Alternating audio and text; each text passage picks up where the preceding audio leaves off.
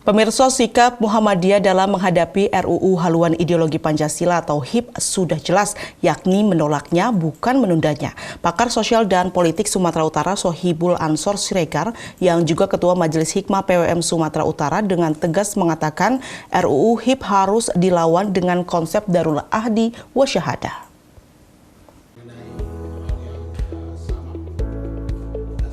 Penegasan Sohibul Ansor Siregar disampaikan pada seminar kajian RUU HIP yang diselenggarakan Majelis Hukum dan HAM bersama Fakultas Hukum UMSU di Medan.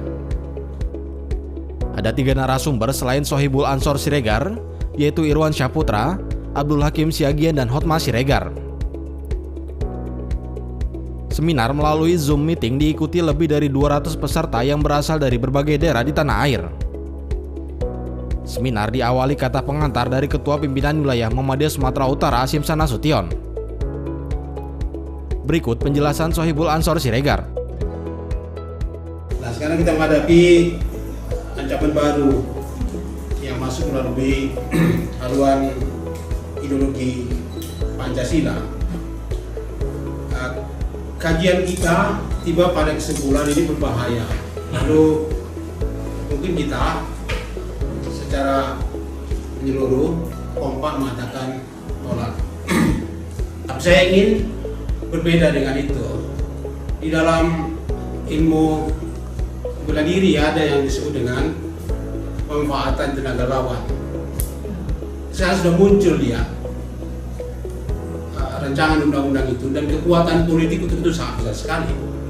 Saya ingin memanfaatkan tenaga itu, ya kita rumuskan HIP itu dengan konten yang 100% merombak apa yang mereka inginkan.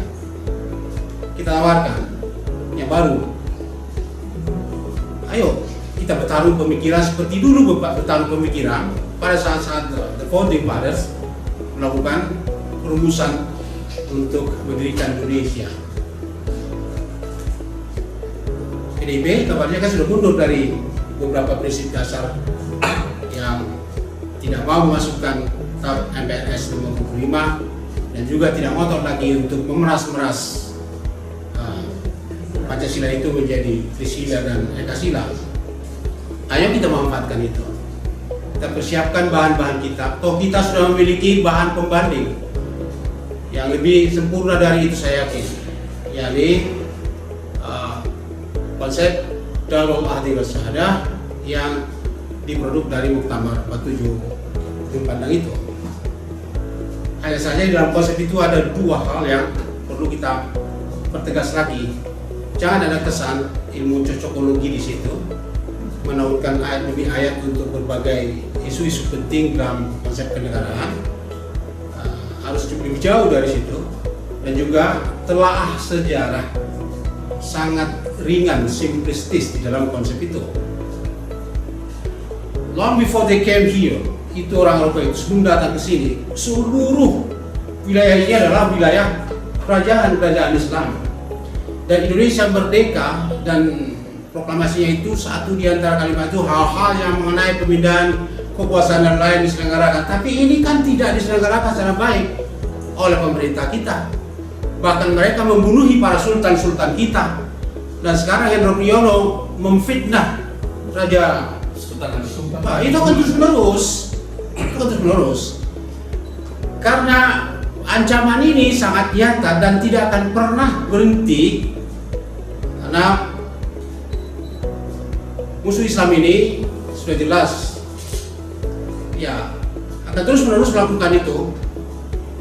Maka kita harus lebih progresif dari yang kita pikirkan selama ini. Kita harus lawan ini dengan cara menggunakan kekuatan lawan, tapi kita isi dengan hal yang baru.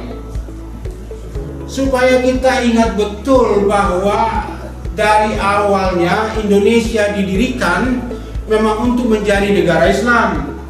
Dengan Pancasilanya itu, saya mengadakan riset mengenai itu. Seluruh terminologi yang digunakan di situ 90% konsep Islam, apalagi yang terkait dengan kenegaraan, politik, demokrasi dan lain sebagainya.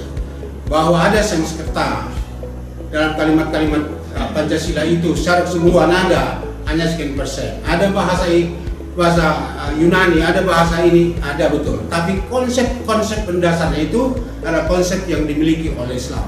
100% Islam. Apalagi dengan sila pertamanya itu, ketuhanan yang Maha Esa dengan kewajiban menjalankan syariat Islam bagi pemeluk-pemeluknya.